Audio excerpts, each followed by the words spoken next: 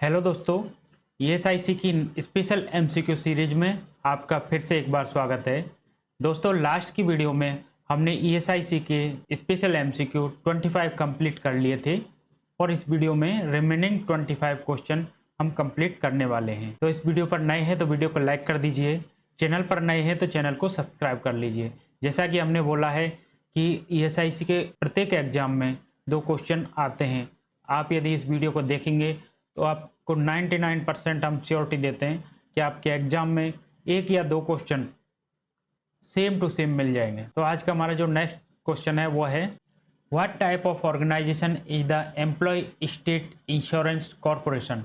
ESIC कर्मचारी राज्य बीमा निगम किस प्रकार का संगठन है? पहला ऑप्शन है एजुकेशनल, सेकंड है सोशल सिक्योरिटी, थर्ड है इंटरटेनमेंट, फोर्थ है फाइनेंशियल। तो जो ईएसआईसी है वो किस प्रकार का संगठन है? सोशल सिक्योरिटी, सामाजिक सुरक्षा। या आप यदि ईएसआईसी का लोगो देखेंगे तो उस पर भी आपने देखा है कि ये सोशल सिक्योरिटी लिखा होता है। नेक्स्ट क्वेश्चन की तरफ मूव करते हैं। नेक्स्ट क्वेश्चन है, what percentage of wage is the relief under Atal Bimit Vyakti Kalyan योजना आफ्टर द एनहांसमेंट। अटल बीमित व्यक्ति कल्याण योजना के अंतर्गत वेतन वृद्धि के बाद कितने प्रतिशत की राहत दी गई है? पहला ऑप्शन है 25%, सेकंड है 30%, थर्ड है 40%, फोर्थ है 50%। जो अटल बीमित व्यक्ति कल्याण योजना है उसके अंतर्गत जो जो इंश्योर्ड पर्सन है उसकी सैलरी है उसका कितना परसेंटेज दिया जाता है? 50% दिया जाता है। नेक्स्ट क्वेश्चन की तरफ मूव करते हैं। नेक्स्ट क्वेश्चन है, which of the following disease is not covered under the extended sickness benefit of ESIC. ESIC के एक्सटेंडेड सिकनेस बेनिफिट के अंतर्गत कौन सी बीमारी कवर नहीं होती है? पहला ऑप्शन है एड्स, सेकंड है diabetes mellitus with nephropathy, third है शिजोफ्रेनिया, फोर्थ है हाइपरटेंशन। तो आपको याद रखना है जो एक्सटेंडेड सिकनेस बेनिफिट है उसके अंतर्गत कौन सी बीमारी कवर होती हैं? वो होती हैं लॉन्ग टर्म डिजीज। जो लॉन्ग टर्म डिजीज होती हैं वो कवर होती हैं। तो इसमें देखिए एड्स है, डायबिटीज मेलाइटस नेफ्रोपैथी है, सिजोफ्रेनिया है, ये ईएसबी के अंतर्गत कवर होती हैं। लेकिन इधर ये हाइपरटेंशन देखेंगे तो हाइपरटेंशन लॉन्ग टर्म डिजीज नहीं है और तो इसका जो करेक्ट आंसर है वो होगा हाइपरटेंशन। नेक्स्ट क्वेश्चन की तरफ मूव करते हैं। नेक्स्ट क्वेश्चन है, which of the following is not a benefit provided by the ESIC. निम्नलिखित में से ईएसआईसी के द्वारा लाभ नहीं दिया जाता है। पहला ऑप्शन है मेडिकल बेनिफिट, सेकंड है डिसेबिलिटी बेनिफिट, थर्ड है मैटरनिटी बेनिफिट, फोर्थ है हाउसिंग लोन। तो इसका जो करेक्ट आंसर है वो है हाउसिंग लोन। ईएसआईसी के द्वारा हाउसिंग लोन नहीं दिया जाता है, बाकी का मैटरनिटी बेनिफिट दिया जाता है, डिसेबिलिटी बेनिफिट दिया जाता है या मेडिकल बेनिफिट दिया जाता है। नेक्स्ट क्वेश्चन की तरफ मूव करते हैं।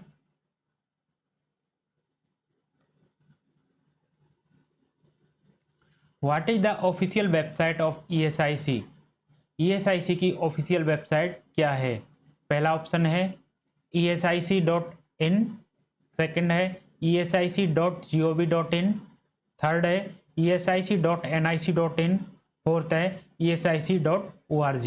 जो ESIC की ऑफिशियल वेबसाइट है वो कौन सी है? www.esic.nic.in।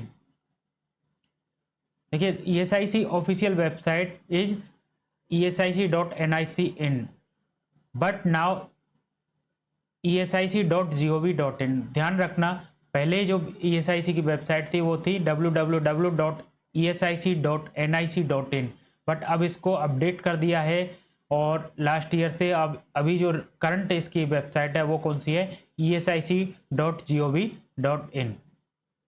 नेक्स्ट क्वेश्चन की तरफ मूव करते हैं। नेक्स्ट क्वेश्चन है,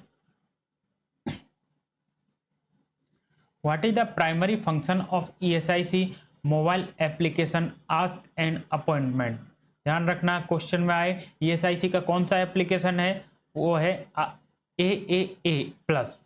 यदि फुल फॉर्म पूछ ले तो आपको क्लिक करना है आस्क एन अपॉइंटमेंट।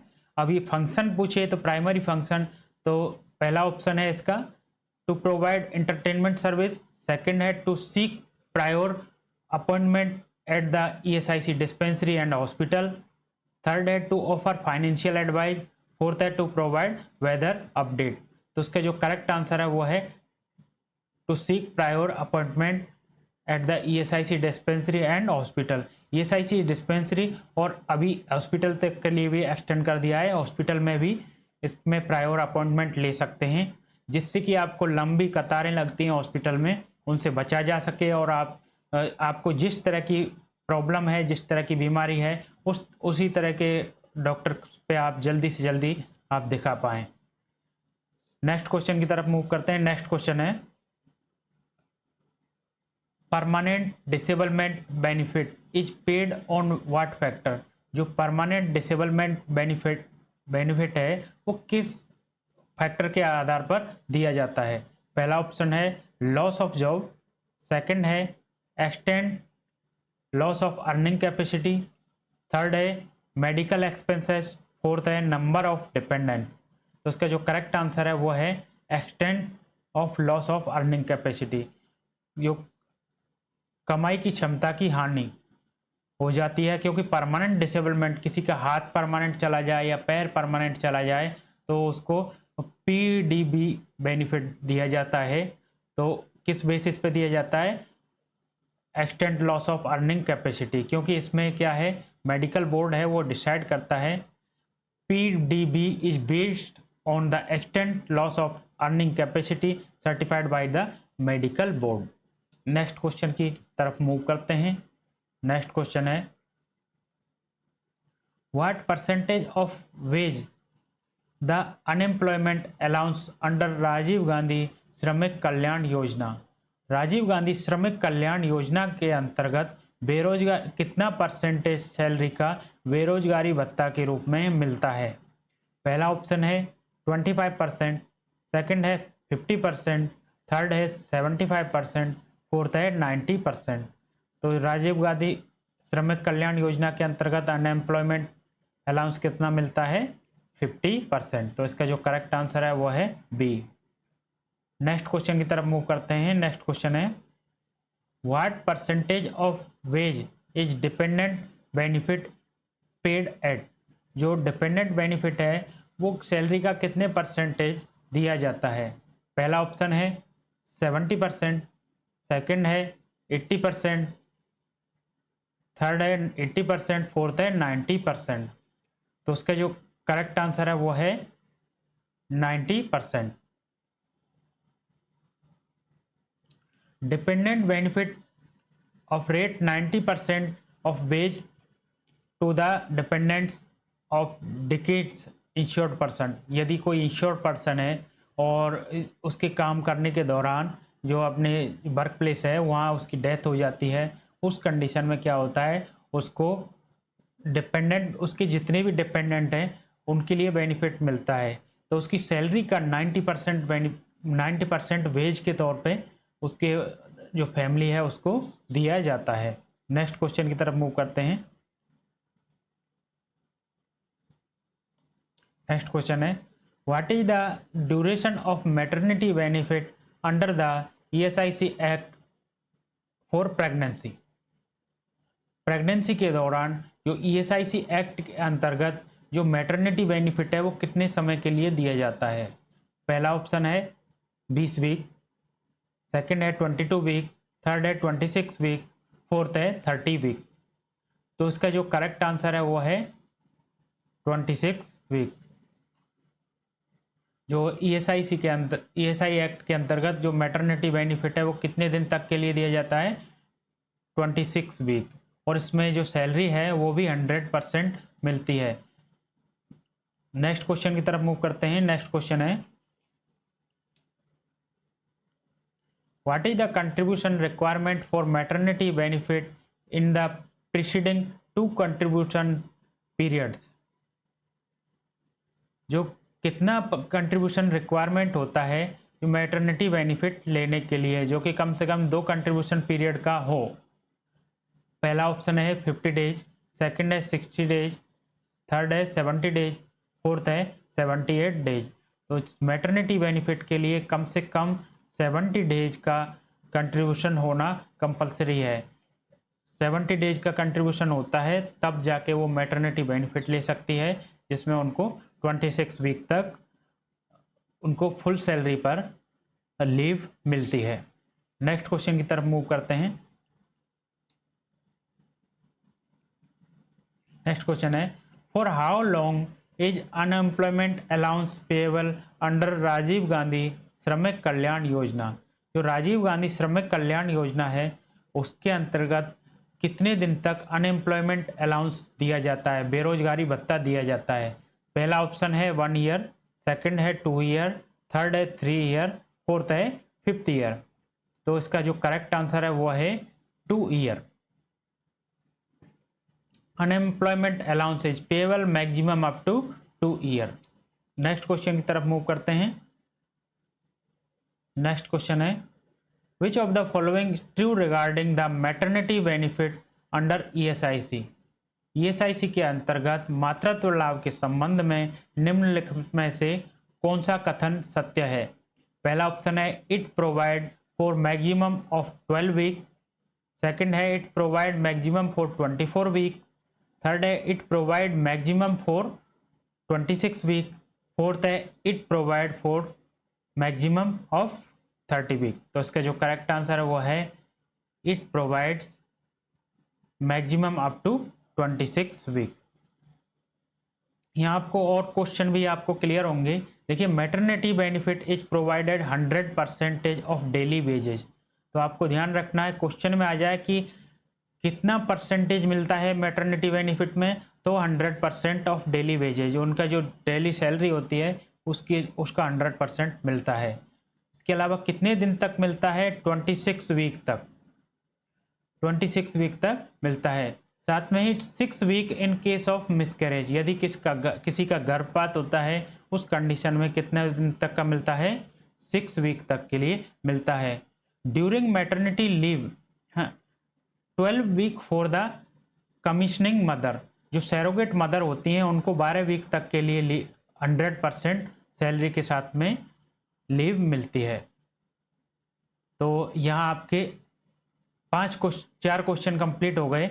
यदि सैरोगेट मदर है उसको 12 वीक के लिए, और नॉर्मल मदर है उसको 26 वीक के लिए, मिसकैरेज के लिए 6 वीक, और जो बेनिफिट कितना मिलता है, 100% मिलता है। नेक्स्ट क्वेश्चन की तरफ मूव करते हैं।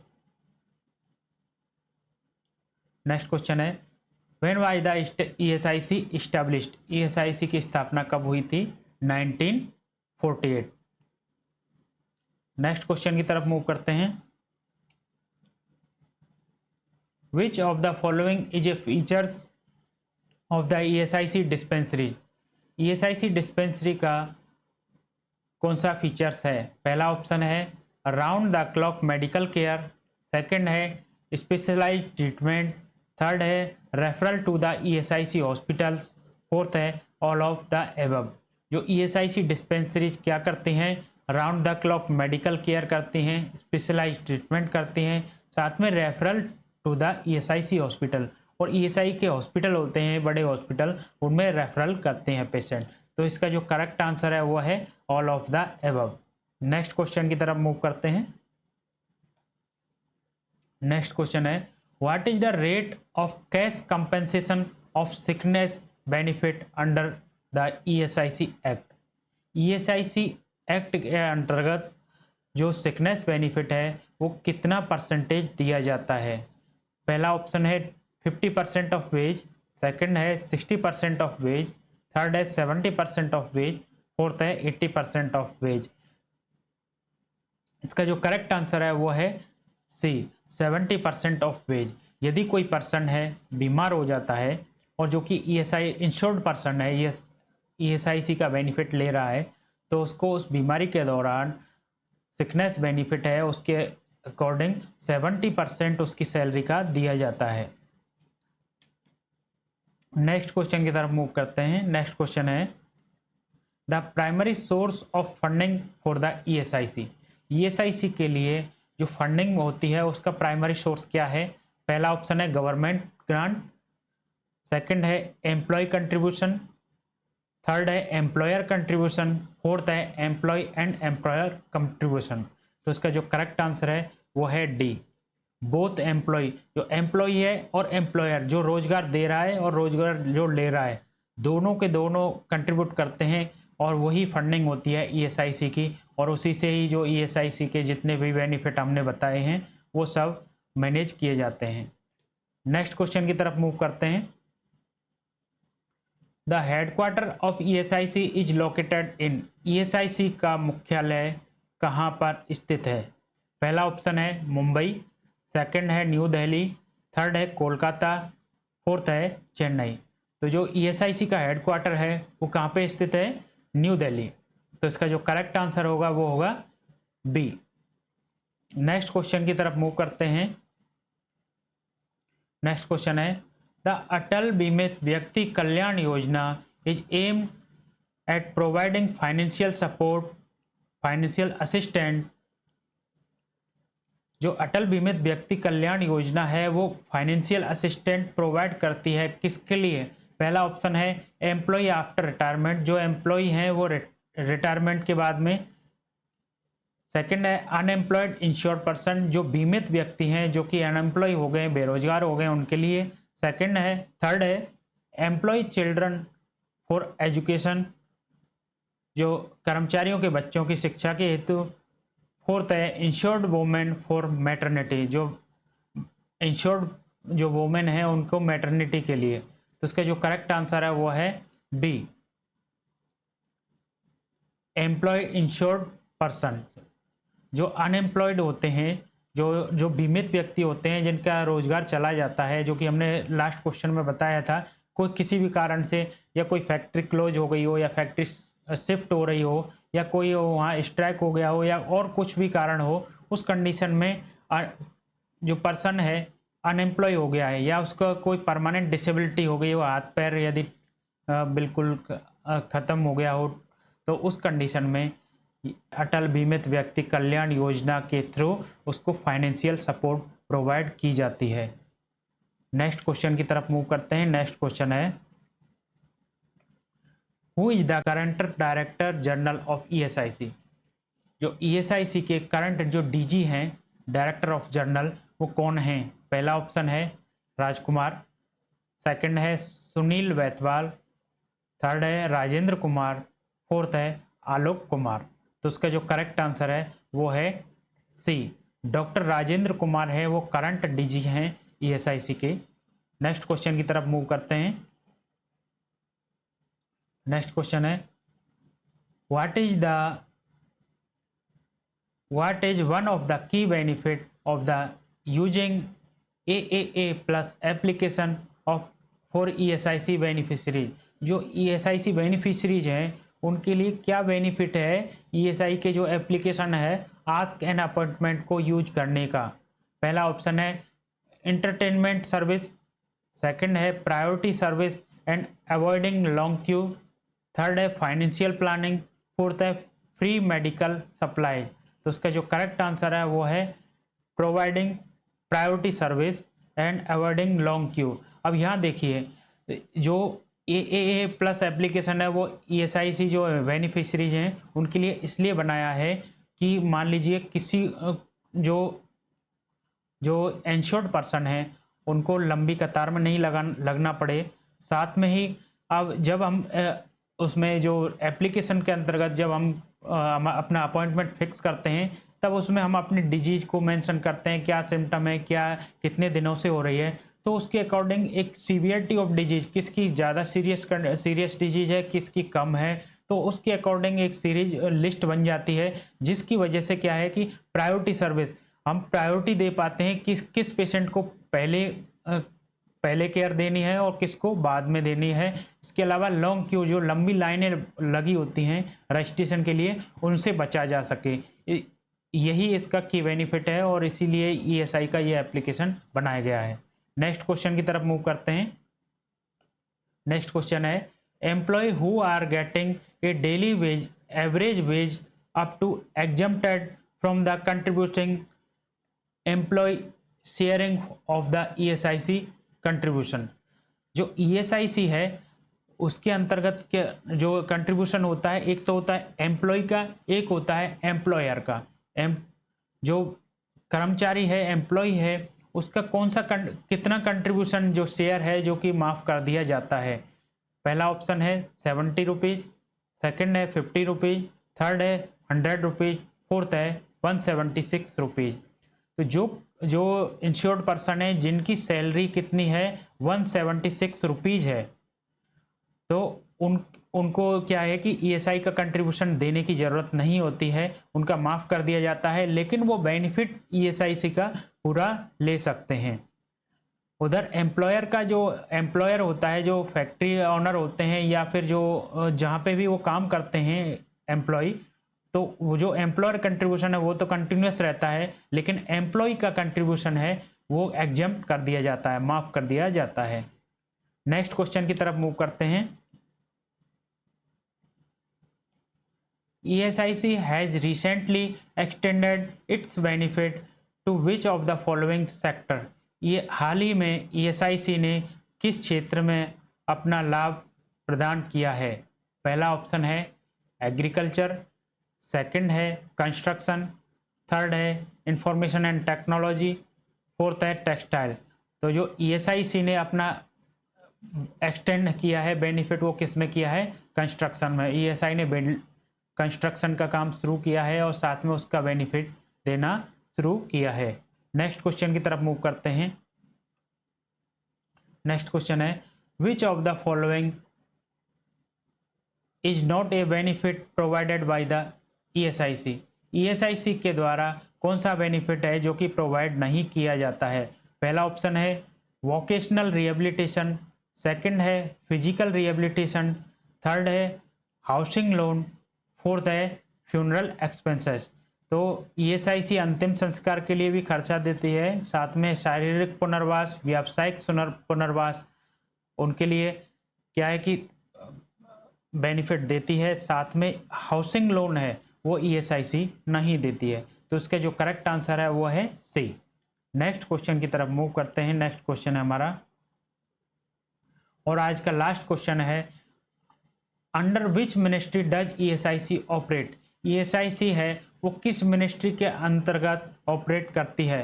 पहला ऑप्शन है ministry of health and family welfare, second option है ministry of labour and employment, third option है ministry of social justice and empowerment, fourth है मिनिस्ट्री ऑफ फाइनेंस। तो जो ESIC है वो किसके अंतर्गत काम करती है? Ministry of labour and employment. इस वीडियो में हमने टोटल 25 क्वेश्चन कवर किए हैं और लास्ट वीडियो में हमने टोटल 25 क्वेश्चन कवर किए थे और ये टोटल क्वेश्चन हो गए 50 क्वेश्चन हमने कंप्लीट कर लिए हैं। इसके अलावा रिमेनिंग आपके जो रिमेनिंग क्वेश्चन हैं वो हैं आपके 20 क्वेश्चन। टोटल जो हमारे 70 क्वेश्चन की सीरीज थी, इसमें से नेक्स्ट पार्ट में हम आपको 20 क्वेश्चन लेकर आएंगे और जो कि आपके ESIC का एग्ज़ाम जो कि UPSC के द्वारा कंडक्ट होने वाला है उसमें बहुत ही ज़्यादा बेनिफिशियल होने वाले हैं और आपके एक या दो क्वेश्चन 99% आपके मैच होंगे। आपको यदि हमारी ये वीडियो अच्छी लगी हो तो वीडियो को लाइक करें, चैनल पर नए हैं तो चैनल को सब्सक्राइब कर दें। मिलते हैं इसी वीडियो के नेक्स्ट पार्ट में। नर्सिंग वाईफाई से जुड़े रहने के लिए धन्यवाद।